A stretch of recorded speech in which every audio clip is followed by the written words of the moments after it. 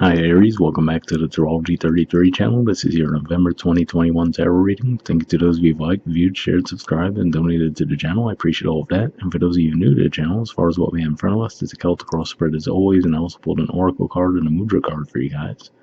But we're actually going to roll those astrology dice in front of us to get an idea of where your focus will be as far as that goes. So let's see what we get. Okay, so we have Sagittarius. That's your ninth house of philosophy, higher learning, foreign affairs, and I'm trying to think, I believe we're going to have Venus in there for the first week or so, and then it's going to move into Capricorn. The South Node is still there, and I think at the very end of the month, Mercury is going to move into that time too. And of course, the Sun at the end of November. We have 8, so your 8th house is Scorpio. Going to be tons of energy there in November. The Sun for the first few weeks. Mercury's going to be there most of the month, and Mars will be there all month, which is your ruler. So it makes sense that 8th house will pop up for you. And we have Uranus, so that's actually in your 2nd house of finances, possessions, self-worth. So could definitely be an influence with that too. All right, so with all that out of the way, we'll get started. Main situation position, we have the 2 of Cups. So this is Cancer energy, which it's the first 10 degrees of Cancer. But for you guys, that's your 4th house, home, family, motherhood. So it could just be saying that you might actually have a meeting of the minds with someone this month. It doesn't necessarily have to be romantic, but I feel like it's going to be one of those connections where you feel like you've known the person for quite some time. You just feel comfortable with them, speaking with them, being open with them, right? So there's definitely going to be a comfort level at the very least, regardless of what type of connection it is.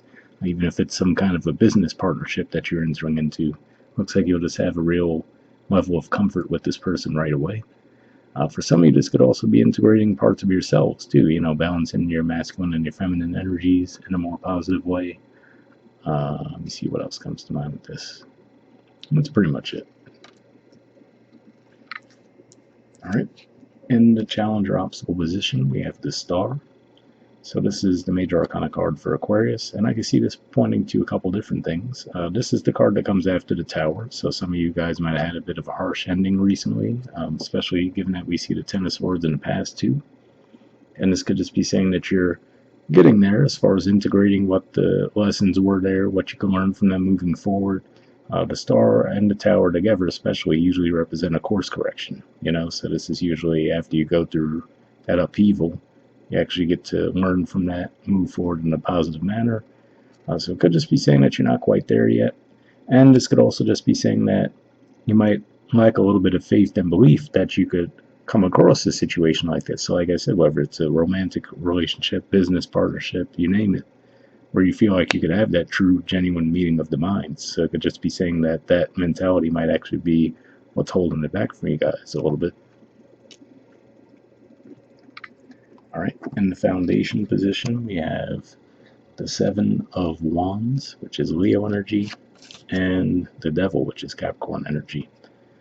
So seeing these 2 things come up here could just be saying, on the one hand, you might have a lot of demands coming your way as far as your work lives go. Could just be a lot of things happening all at once, right? And with the 7 of Wands, it would say that you would be able to take care of that. It might not be the easiest road, but it looks like you will be able to successfully complete whatever does get thrown your way this month. For others of you, this could just represent you guys actually possibly trying to fight back some bad habits that you may have yourselves. Maybe even if there's like some kind of displays of ego, for example, just trying to keep your bad habits at bay, essentially. And for some of you, this could represent some type of a one-to-one connection too, where you feel like it's a karmic situation, and you might feel like you've learned all there is to learn from it, and you don't want it coming back around, but they might still persist a little bit. All right, in the past position, we have the 10 of Swords, Gemini energy, and the World. So, again, going back to what I was talking about with the Star card, which comes after the Tower, and this could have pointed to possibly a bit of a tower moment for you guys as well. But whatever this ending was that you guys went through in the past, it looks like it was actually meant to occur that way, and it looks like you actually successfully completed whatever karma there was there with that. This usually represents that successful completion. It's a bit of Saturnian energy. I view it as a big North Node thing too, and we actually do have Gemini. The North Node is in Gemini, rather. So seeing the Gemini energy here combined with that could just be saying that this was something around communication, right? Maybe you needed to learn some things around communicating, how you come across when communicating things along those lines. But whatever the case, looks like you did successfully complete that. In the present position, we have the High Priestess. So usually I view this as Piscean energy, but either way, it's more of an intuitive type of energy for sure, a lot more withdrawn, a lot more observant as well. So you guys, at the current moment, actually, you might not be communicating with outsiders a lot. You just might be a bit more deep in your thoughts, reflecting. Possibly the Mercury retrograde that we're just wrapping up may have brought that out of you since it was in your opposite sign, so it might have had you looking at things from different perspectives before reacting, before speaking on them. So it could just be saying that you're still wrapping up that energy as we speak. But yeah, this represents an energy of trusting your intuition too. All right, in the near future position, we have the Two of Pentacles. So this could just be saying that now as something moves from an idea, right, with the Two of Cups energy, maybe something that you're a bit passionate about and you're trying to turn it into something practical, there could be a bit of a struggle around that. So, like I said, maybe you got some kind of an idea around something, because while it can be a meeting of the minds with another person, it could also represent some integration within yourself. But either way, okay, that's talking through it, right? Feeling if you're connected to it or not, seeing if you feel like there's potential. And now when you try to bring it to the more grounded reality, right, with the Two Pentacles representing the earthly aspect of things, trying to actually make it happen in the 3D, that could be where there's a bit of a struggle. And you might even be undecided as to whether you think it's practical or not. So that part will go back to what I was saying, where you might come across a situation like this, but with the Star card in the challenge position, could just be saying that you lack faith that you can see it play out in reality. So that could be something that you guys are still struggling a bit with right now. All right, and the position of your influence in the situation, we have the Five of Swords. So this is Aquarius energy here, and it's usually an energy of engaging in things that don't really have any true benefit to them, so these could be bad habits, usually from unhealed wounding as well. I always point out how this person's holding 3 swords, and there's never really any, how does that benefit them, right? It doesn't make sense to have 3. Maybe you could argue having 2 swords would help, right? You could have one in each hand, but holding those 2 swords like that and then the third one doesn't really benefit them. And then that draws me back to the 3 of Swords energy, right? So it could just be saying some unhealed wounding that might still come up to the surface and cause some conflict in certain situations. Now, I will say, it looks like you do have the potential to avoid this, obviously. So maybe things might, especially looking at your the card in the environment position, circumstances might bring the potential for you to react in this way back up again. But given what we see with that Seven of Wands in the foundation with the Devil card, and then also seeing the Ten of Swords in the past with the World card, I feel like this is saying that you have learned enough to avoid repeating that cycle. So it could just be one of those things, something might come along that triggers you in some kind of way. Now it's going to be up to you, obviously, if you're going to just engage in that again, or if you're able to fight that back and ignore it and handle it in a better way this time around. All right. In the environment position, we have the Five of Wands. So very similar energy to the Five of Swords. So that's what I was saying. It could just be one of those things where maybe something going on in your environment brings out the potential to trigger your old wounds where you might have engaged in this type of dynamic. But like I said, it looks like there's at least the foundation there for you guys to ignore it and avoid it if you want to. Obviously, everyone has their free will. I know this is not really typically an energy that anyone really benefits from. Same with the Five of Wands, quite frankly. The only positive there is usually these types of things are short-lived. so it's not like it's going to throw off your whole month or anything, but I usually would feel like, if you can avoid something like that, you should. And this could even just be, like I said, at the time I'm recording this, we're just wrapping up the Mercury retrograde. It's still going to be in shadow for a bit, even through like the first week of November. So it could just be the residual effect of that. That could still be bringing this energy out in people, but just be on the lookout for it. All right. In the hopes or fears position, we have the Queen of Cups.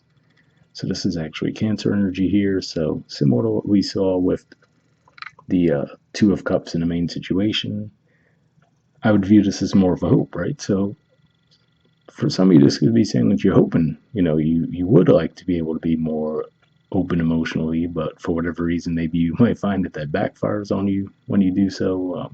Maybe there's still some learning taking place with that. For others of you, it could actually be saying, since this is the one cup card that with the cup that's closed off, it could just be saying for some of you, you are hoping to still, avoid being more open and expressive around your emotions. And for some of you, this could just be flat out desiring a Cancer. With that Cancer card showing up in the main position, maybe you actually are interested in one. But for the majority of you, I feel like it's more that first thing that we mentioned, though, where, it's just one of those things where you might be hoping to be a bit more open and expressive, but like I said, it could just be one of those things where maybe from some bad situations from your past, you still don't necessarily deep down have the faith that things could go well in that area of life, so you might hold yourselves back a little bit. All right, and in the outcome position, we have the Five of Pentacles. So, five energies in general are pretty disruptive, and we see three of them coming up in your spread. The only thing missing is the Five of Cups. But seeing this here, again, I feel like this is more of a warning than anything. It does feel like it's avoidable given everything that we are seeing in the spread as a whole. But no, Five of Pentacles, often referred to as being left out in the cold. The artwork kind of speaks to that a little bit.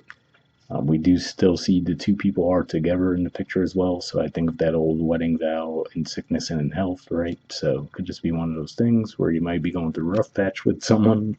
Maybe you're both irritable this month. I don't know.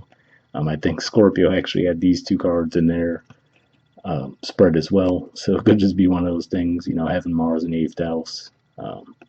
Could just be bringing it out of you a little bit, but something to keep in mind there. If this is around finances, because we do see the Two Pentacles there too, could just be saying that, if you are feeling overwhelmed at work, you might actually need to be mindful of that and avoid potential burnout, where it's one of those things where you might feel like, oh, I can't take a day off because, I'll miss out on X amount of money. But then you push yourselves too far and end up getting sick or something like that, and then you end up missing 4 or 5 days anyway, which is more than you wanted to, when you could have just circumvented that by taking a day or two off, So just be mindful of that. Watch out for burnout, especially in the States, of course. A lot of holidays will be coming up before we know it, and that tends to get people stressed, which is ironic because it's the opposite of what you should be experiencing that time of year, but we know that that's how it goes. But yeah, so be on the lookout for that. All right, and bottom of the deck, we have the Seven of Cups. So this is actually Scorpio energy here, and could just be saying, if nothing else, just be mindful that you might not be seeing things clearly. Like I said, technically at the time recording this, we are wrapping up the official retrograde itself, but there's still going to be the Mercury retrograde shadow for a bit, up until around the end of the first week in November. So there's still some room for confusion there for sure. So just be on the lookout for that. And try not to be reactive too, as far as keeping this in mind that you may not be seeing the situation too clearly at the moment. Try to just give yourself a little bit of a breath. Like I said, it looks like you definitely had some things thrown your way that have been with the intention to help you guys grow in that area of possibly not being as reactive. And it looks like at the same time there's going to be some triggers. And that tends to be how it happens, right? You learn something, and you get that test thrown your way. Like, okay, have you actually integrated this, or are you going to repeat the cycles again? I see that you guys actually are, for the majority of you, it looks like you will actually put the effort in to avoid repeating those toxic habits. But just keep in mind, it looks like there will be that potential for them to come back up to the surface this month. All right. So moving on to your oracle card, we have Go to Distance. There's the artwork and numbers 47.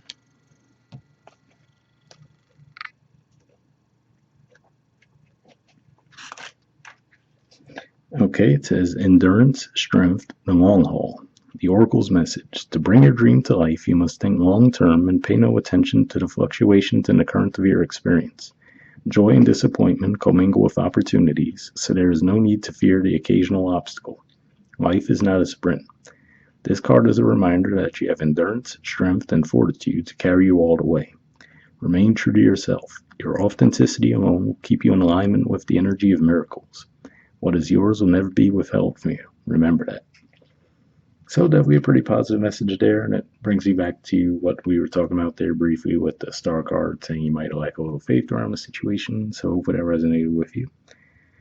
The relationship message says you either are in or are calling in a harmonious relationship that can stand the test of time.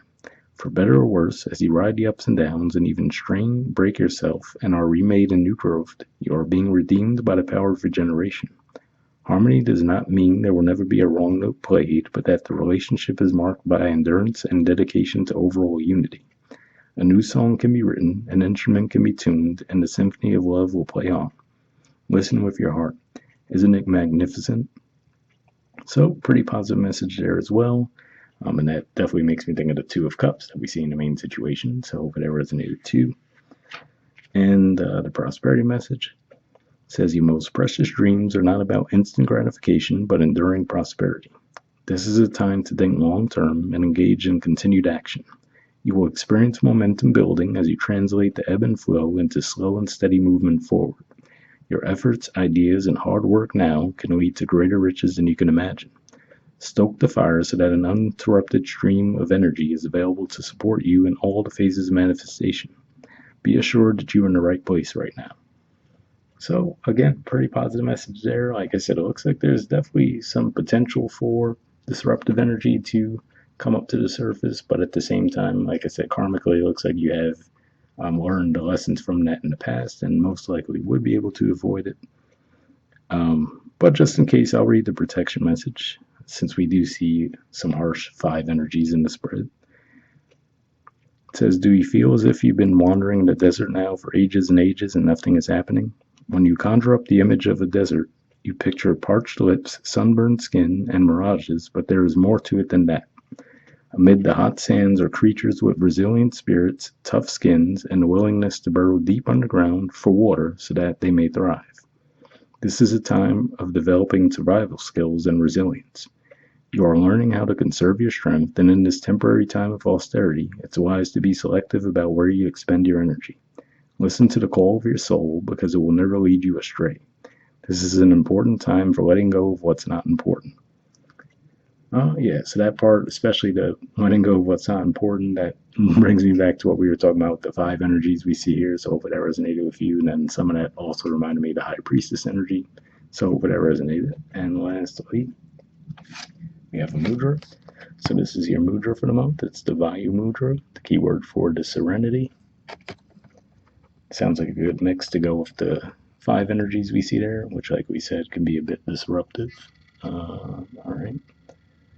There we go. So if you want to pause it or take a screenshot to read what it has to say, you can. But under benefits, it says balances Vata dosha, reduces gas, bloating, and belching, relieves headache, reduces symptoms of paralysis, treats diseases such as polio, gout, arthritis, sciatica, and muscular trembling, as is common in Parkinson's disease.